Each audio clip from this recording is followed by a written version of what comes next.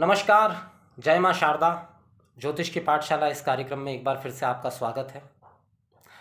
आज मैं हाजिर हुआ हूँ, जैसा कि आप सब जानते हैं कि कल यानी कि 17 मार्च 2022 को होलिका दहन का पर्व है। वर्ष में एक बार होलिका दहन का पर्व आता है पूर्णमासी के दिन। तो कल होलिका दहन का पर्व है और होलिका दहन का इस बार जो मुहूर्त निकला है वो रात को 12:57 से अर्धरात्रि 2:30 तक का। अब इसका एक विशेष महत्व है। संध्याकालीन या गोधूली बेला में या देर 9-10 बजे तक भी अगर मुहूर्त निकलता है तो ये योग नहीं बनते हैं, लेकिन क्योंकि होलिका दहन का समय इस बार अर्धरात्रि का है, मतलब रात के 1 बजे से 2:30 बजे के लगभग का ये जो मुहूर्त है, इसका एक विशेष महत्व है। क्योंकि हिंदू मैथोलॉजी में जो 4 काल रात्रि बताई गई हैं उनमें से एक होलिका रात्रि भी है। मुख्य रूप से ये चारों काल रात्रियाँ तंत्र के लिए मशहूर है, तांत्रिक क्रियाओं के लिए बड़ी मशहूर है। लेकिन आज मैं यहाँ हाजिर हुआ हूँ आपको किसी तंत्र के बारे में जानकारी देने के लिए नहीं, बल्कि मंत्र के बारे में। मंत्रों का एक कुछ खास नियम है कि वे किसी खास समय पर किसी खास स्थिति में बहुत जल्दी सिद्ध हो जाते हैं, बहुत जल्दी सिद्ध हो जाते हैं। और कुछ प्रयोग भी हैं उसके साथ में। तो मैं 2-3 चीज़ें आपको बताने वाला हूँ। तो सबसे पहले शुरुआत करते हैं कि अगर कोई छोटा बच्चा किसी रोग से पीड़ित है, ऐसा रोग जो बार बार उसको परेशान कर रहा हो,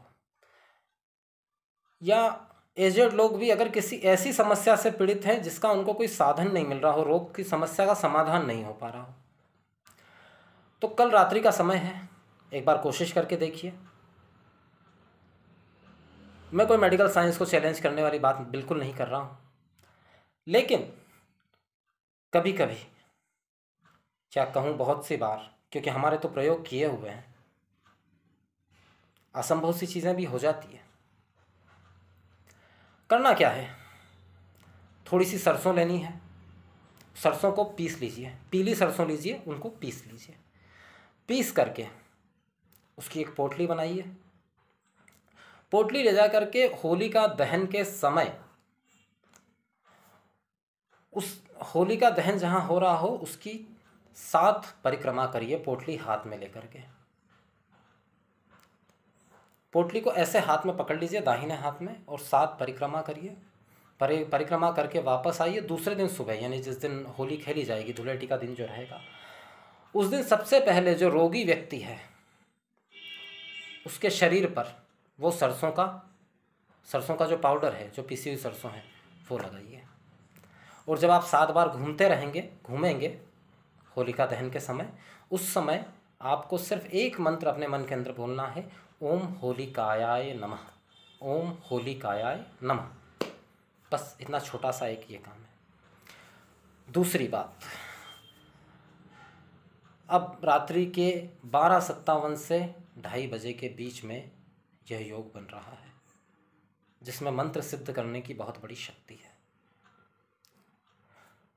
2 मंत्र हैं, दोनों ही मंत्र आपको मेरे कमेंट बॉक्स के अंदर में लिखकर भेज दूंगा। दोनों में से कोई भी एक मंत्र रात्रि के समय, देखिए जब सारा ज़माना होलिका दहन में लगा हुआ होगा, अर्धरात्रि के समय,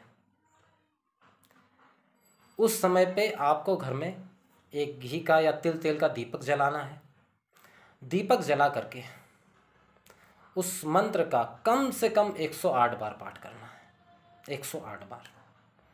बहुत सारी समस्याओं से ये मंत्र निजात दिलाते हैं, क्योंकि असल में होलिका दहन की जो रात्रि होती है वो साबर मंत्रों को सिद्ध करने वाली रात्रि होती है। तो जो 2 मंत्र मैं दे रहा हूँ आपको इस कमेंट बॉक्स में इसके, उसमें से एक साबर मंत्र है और दूसरा मंत्र जो है वो मातंगी माता का मंत्र है। और इस मंत्र का प्रयोग हमारे द्वारा किया हुआ है, मैं इसलिए इतना श्योर हूँ। आप प्रयोग करके देखिए। मैं हमेशा एक बात कहता हूँ कि आप करके देखिए। कई बार हम रातों में जागते हैं, रात काली करते हैं अपने मनोरंजन के लिए या किसी भी वजह से।